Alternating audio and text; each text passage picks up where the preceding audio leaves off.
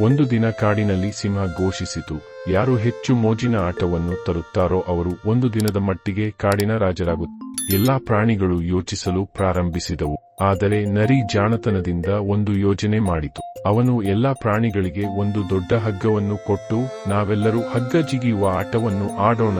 ಎಲ್ಲಾ ಪ್ರಾಣಿಗಳು ತುಂಬಾ ಸಂತೋಷಪಟ್ಟವು. ಆನೆ ಜಿಗಿಯುವಾಗ ಬಿದ್ದಿತು, ಕೋತಿ ಚೆನ್ನಾಗಿ ಹಾರಿತು, ಮೊಲ ವೇಗವಾಗಿ ಹಾರಿತು. ಎಲ್ಲರೂ ಜೋರಾಗಿ ನಗಲು ಪ್ರಾರಂಭಿಸಿ. ಎಲ್ಲರೂ ಸಂತೋಷದಿಂದ ಆಟವಾಡುತ್ತಿರುವುದನ್ನು ಸಿಂಹ ನೋಡಿತು. ಅವನು ಮುಗುಳ್ನಗುತ್ತಾ ಹೇಳಿದ, ನರಿಯೇ ಇವತ್ ಕಾಡಿನ ರಾಜರಾಗುತ್ತ. ಆ ದಿನ ಎಲ್ಲಾ ಪ್ರಾಣಿಗಳು ಒಟ್ಟಿಗೆ ರುಚಿಕರವಾದ ಹಣ್ಣುಗಳನ್ನು ತಿಂದು ಬಹಳಷ್ಟು ಆನಂದಿಸಿದವು. ಒಂದು ದಿನ ಕಾಡಿನಲ್ಲಿ ಸಿಂಹ ಘೋಷಿಸಿತು, ಯಾರು ಹೆಚ್ಚು ಮೋಜಿನ ಆಟವನ್ನು ತರುತ್ತಾರೋ ಅವರು ಒಂದು ದಿನದ ಮಟ್ಟಿಗೆ ಕಾಡಿನ ರಾಜರಾಗುತ್ತಾರೆ. ಎಲ್ಲಾ ಪ್ರಾಣಿಗಳು ಯೋಚಿಸಲು ಪ್ರಾರಂಭಿಸಿದವು. ಆದರೆ ನರಿ ಜಾಣತನದಿಂದ ಒಂದು ಯೋಜನೆ ಮಾಡಿತು. ಅವನು ಎಲ್ಲಾ ಪ್ರಾಣಿಗಳಿಗೆ ಒಂದು ದೊಡ್ಡ ಹಗ್ಗವನ್ನು ಕೊಟ್ಟು, ನಾವೆಲ್ಲರೂ ಹಗ್ಗ ಜಿಗಿಯುವ ಆಟವನ್ನು ಆಡೋಣ. ಎಲ್ಲಾ ಪ್ರಾಣಿಗಳು ತುಂಬಾ ಸಂತೋಷಪಟ್ಟವು. ಆನೆ ಜಿಗಿಯುವಾಗ ಬಿದ್ದಿತು, ಕೋತಿ ಚೆನ್ನಾಗಿ ಹಾರಿತು, ಮೊಲ ವೇಗವಾಗಿ ಹಾರಿತು. ಎಲ್ಲರೂ ಜೋರಾಗಿ ನಗಲು ಪ್ರಾರಂಭಿಸಿ. ಎಲ್ಲರೂ ಸಂತೋಷದಿಂದ ಆಟವಾಡುತ್ತಿರುವುದನ್ನು ಸಿಂಹ ನೋಡಿತು. ಅವನು ಮುಗುಳ್ನಗುತ್ತಾ ಹೇಳಿದ, ನರಿಯೇ ಇವತ್ ಕಾಡಿನ ರಾಜರಾಗುತ್ತ. ಆ ದಿನ ಎಲ್ಲಾ ಪ್ರಾಣಿಗಳು ಒಟ್ಟಿಗೆ ರುಚಿಕರವಾದ ಹಣ್ಣುಗಳನ್ನು ತಿಂದು ಬಹಳಷ್ಟು ಆನಂದಿಸಿದವು.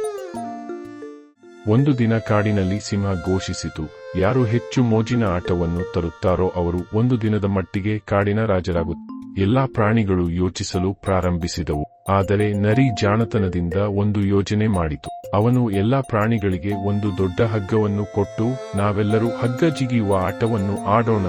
ಎಲ್ಲಾ ಪ್ರಾಣಿಗಳು ತುಂಬಾ ಸಂತೋಷಪಟ್ಟವು. ಆನೆ ಜಿಗಿಯುವಾಗ ಬಿದ್ದಿತು, ಕೋತಿ ಚೆನ್ನಾಗಿ ಹಾರಿತು, ಮೊಲ ವೇಗವಾಗಿ ಹಾರಿತು. ಎಲ್ಲರೂ ಜೋರಾಗಿ ನಗಲು ಪ್ರಾರಂಭಿಸಿ. ಎಲ್ಲರೂ ಸಂತೋಷದಿಂದ ಆಟವಾಡುತ್ತಿರುವುದನ್ನು ಸಿಂಹ ನೋಡಿತು. ಅವನು ಮುಗುಳ್ನಗುತ್ತಾ ಹೇಳಿದ, ನರಿಯೇ ಇವತ್ ಕಾಡಿನ ರಾಜರಾಗುತ್ತ. ಆ ದಿನ ಎಲ್ಲಾ ಪ್ರಾಣಿಗಳು ಒಟ್ಟಿಗೆ ರುಚಿಕರವಾದ ಹಣ್ಣುಗಳನ್ನು ತಿಂದು ಬಹಳಷ್ಟು ಆನಂದಿಸಿದವು.